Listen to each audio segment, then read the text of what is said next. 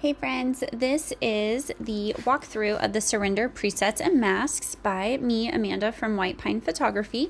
I just want to walk through and show you what each preset looks like one click and possibly with a few little white balance adjustments just so you can see that sometimes one click does not mean that it is what the preset truly looks like. All presets are a base, and they should be expected to have a little bit of tweaking right out the gate to get them to work, but sometimes they look great one click. You just get lucky on occasion, but it definitely shouldn't be the expectation. But I do want to show you just their potential so that as you are looking through presets on my page, you can tell which set is the right choice for you.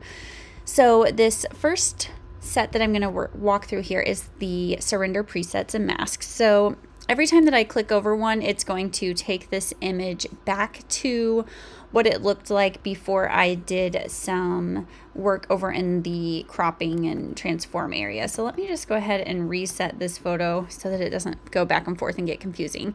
So this is one click of Surrender, number 1 in the preset pack. This is Maracay, number 2.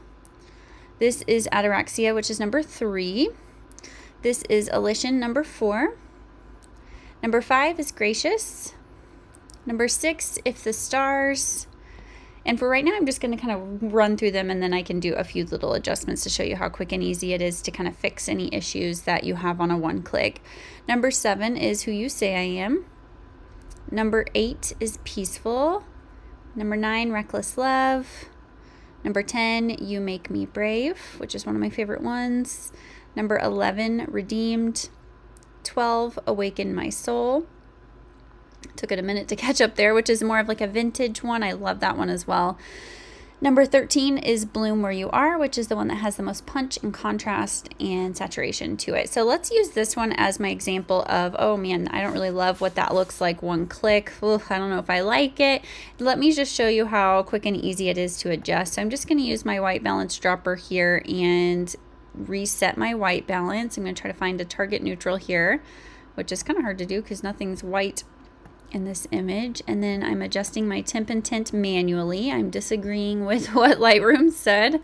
And then I am working on just blacks, shadows, and exposure. And then the next thing I'm going to do is just take out a little bit of saturation. So I did not leave the basic panel up at the top, and I got to this point with just a few clicks. So presets don't always look amazing one click. I think another one that I thought, oof, that could use some work was number 6, If the Stars. So I'm just going to take out a little bit of magenta, add a touch of warmth, and then push in my blacks just a little bit and add a tiny bit of dehaze as well, and now we have a really good base. So again, I didn't leave the basic panel, but it needed a little bit of work to kind of spruce it up. So let's go ahead and choose one of the presets. I'm going to do Surrender so that I can now go over with you some of the masks. So past number 13, it turns into our masking presets. So I'm going to go ahead and go in and kind of rotate and scale in this image just a little bit so we can see some of the masks a little bit better. The first mask is called Background Botox, which this is without it and with it. It's a game changer. I love it. This next one is Background Dazzle and Pop. You see without and with. It's subtle, but it makes a difference. This is Clothing Enhance masking. And any of these masks, if you think, oh man, that's too strong, or I wish it was a little bit more anything, you can click in here and then you have full control over them. So if you're like, oh, I want to pull the exposure down on that mask, that's what I'm doing over here on this panel, you have full control over the amounts, the opacity of it, if you will, and what is built into those ingredients. You can go in and tweak them. You're not just stuck with what they give you, but this is how they're going to pop up over here underneath your masking panel. The next one is Cool It Down, which I'm actually not going to click on, but just so you can see it's a quick white balance adjustment for you. This one is Grass Fix, less saturation. Definitely one that I'm often having to go in and adjust, that it saturates the grass a little bit more than I would like it to. So if I click on Grass Fix and then I click here, it's also one that is better if it takes it on or it applies it to the entire background but not the sky. So you can see that the sky is subtracted from it. It's another one that you may have to subtract it with a brush from other things in the image. If you're like, whoops, this actually isn't your typical outdoor photo where there's just grass all around them. It has other things like this greenhouse, so I can erase that. Then I'm just going to work on the opacity of it. And then now, instead of having like that really bright green grass, you have that less saturated green grass. But I'm going to turn it off because I like my grass like that. The next one is portrait adjustments. I'm going to click on that. You can see the difference here. Whenever it changed things in her eyes, her hair, it'll do your teeth as well. But to kind of see what it looks like with and without, let me turn these off really quickly. Got carried away here and allowed it to fully go. This is without it and with it, and you can go in and adjust all of those. This is quick face highlight fix. She doesn't need it, but if the highlights on their face are blown out or they have hot spots on their face, you can click on that to remove. This is remove orange tone from skin. Again, she doesn't really need it. Her skin tone doesn't look orange, but that's what that one does. This is skin adjustment, which I am going to click on. It just smooths up the skin. This is smooth and sharp. I'm going to click on that. It's just going to smooth up certain parts of the image while sharpening the edges.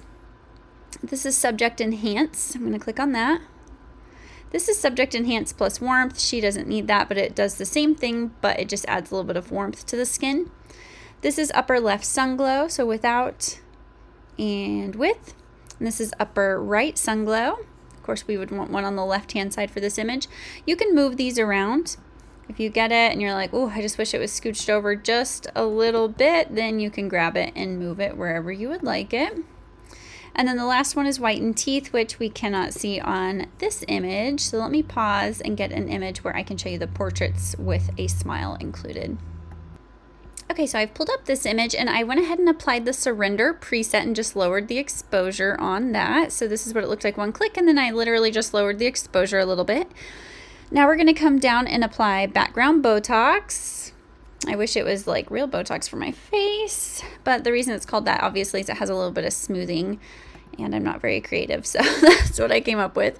So I'm just going to work down through some of these. Clothing Enhance is really making that red pop. It looks amazing on most all clothing, but sometimes on red it can get a little much, so I'm just going to turn down the overall opacity of that one. And now I'm going to, oops, I moved my masks. Now I'm going to apply so there's the grass fix one. I feel like you can really see it a little bit better there where there's more green. It takes all the saturation out, and it can be adjusted, like I said. So now I'm going to do portrait adjustments on her. You can really see the difference there, how amazing that is. And then her teeth are showing, so you can see the difference with the teeth showing. So let me turn all of those off and kind of show you again. So this is without it and this is with it.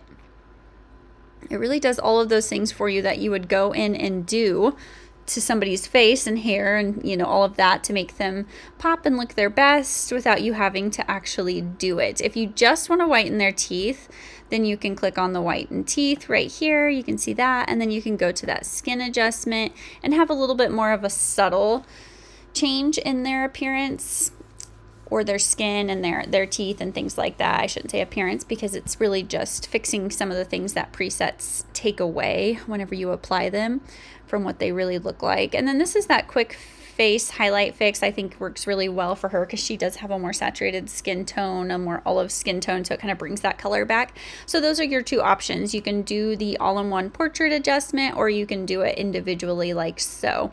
But that is what those masks are going to do, and they are going to all build you little masks right here where you're in full control. So if you're like, oh man, I don't know if I like that it just chooses it for me, you can still come in here and adjust things, but it really speeds up your workflow. You apply your preset, then you come down here and you click through these, the ones that you want. There's also a pop the sky that I haven't been able to show because none of these images have skies included, but it does wonders on your sky. I will find an image with a sky real quick and then we'll wrap this up. Okay, so here is a raw image, and I'm just going to click on the pop sky, and you can see the difference that it makes before and after, and this is on the raw, so imagine with the preset applied where it already adds a little bit of color enhancement. So it doesn't make your sky look fake or crazy. It literally just pops the sky that's there, but in the most natural and beautiful way, and takes all of the guesswork out of it for you. So I hope that you love these presets. If you purchase them, they are a big game changer to be able to apply your preset and then just work your way down through the masks and have everything kind of built in. You can even get yourself a little workflow where you save a new preset and call it, White Pine preset tweak, whatever you want to call it, where you've already got all your masks that you typically use kind of built into one, and just sync your whole gallery and just have to go in and make tiny little adjustments from there. It can really change your overall editing game and the speed of your workflow and just help you to work faster, smarter, more efficient, all the good things. I hope you love them.